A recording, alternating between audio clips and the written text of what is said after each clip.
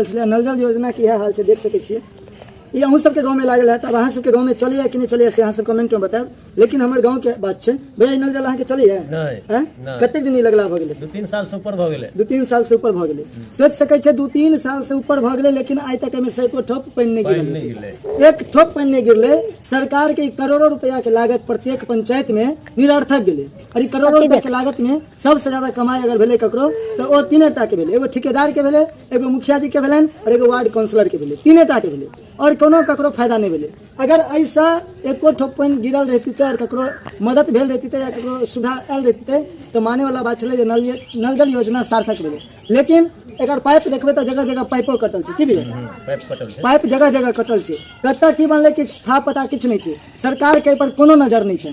सरकार से हम गुजारिश करबनि जे कम से कम नल जल योजना के जे करोड़ों रुपया के लागत छलै ताहि के तहकीकात निश्चित रूप से कयल जाय और अतः सच्चाई